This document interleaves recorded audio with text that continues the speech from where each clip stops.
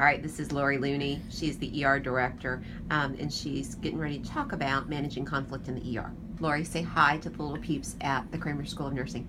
Hi, peeps. There you go. Kramer School of Nursing. Yes, in Oklahoma City. Yes. All right, these are my school peeps.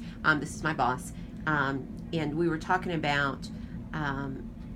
Lori started to say that she has gotten good in the last couple of years of empowering people to resolve conflict, where before she used to jump in.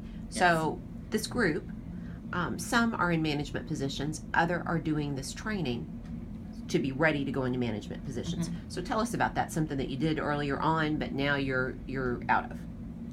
I would say earlier when I was manager of the ER and being early in my director years, I was a referee. So when people would You look come, good in that shirt. Thank you. You're welcome. I don't look that good in orange. So we'll stay out of the pokey. Good. If they would come to me with a problem, let me help you, and so I would go and talk to that person. Let's all talk together.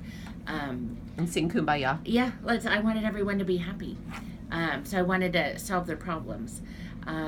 That probably then I had maybe 40 employees, so I could kind of do that. Now we're up to 70 employees in the emergency department, and so I bet over the last 3 or 4 years, as we've gotten busier, have really grown and with our employees. I couldn't do that anymore. I was exhausted. I was spending all my time managing employees. So I think empowering staff from every level, whether it's the secretary, the tech, the LPN, RN, they need to talk to each other because we need each other to get the job done. And I don't want anyone to think that, this isn't their job, that isn't their job. So they need to talk to each other. And nobody should be intimidated by another person's title. And I think, empowering that person to go talk to him, hey, and give him some of the right words to say. Don't talk about it in the nurse's station.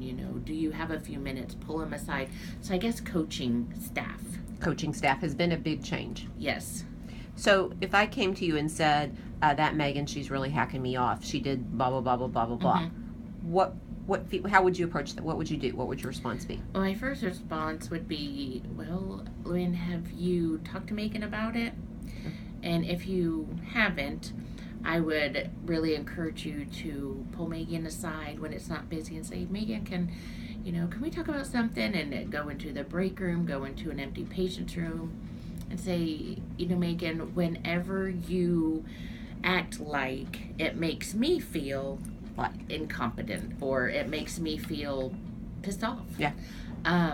So I think that if you're honest with her, and sometimes it's Megan's facial expressions, sometimes, she can be a little rough around the edges, but at least you can find a common ground that, so she can say, when I give you that look or maybe roll my eyes, that means that I totally get it and I was headed that way. I don't know, but right. You can We're come. hypothetical.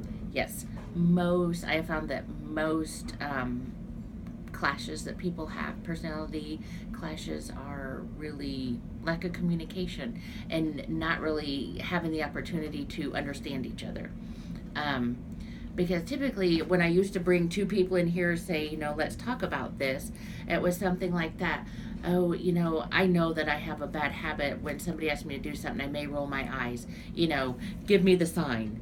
Yeah. And, then that may be something that we can eventually laugh about. You give me the sign, and, it makes it easier to get along and easier to tolerate each other. Because another thing I tell people, I only need your best for 36 hours a week. That's all you work, is 3 days a week. And I need you to be on top of your game. I need you to be nice to people, whether you like them or not. It doesn't matter. Because honestly, there are people that work here in the ER that I really don't care for their personality. I don't. But they would never know it. Because I treat them the same as I treat you.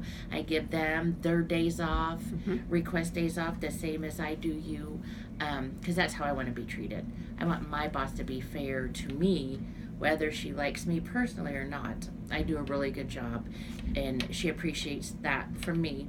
And so I will show the same appreciation to my staff. So it really, we have a great administration here at Stillwater, and so it trickles down to, they're great, they're appreciative, they take care of employees, and I want to fall in line with our administration because I still want to be here in 10 years, and I think that they really do the right thing and have the best interest of patients and employees in mind. In mind. Yeah.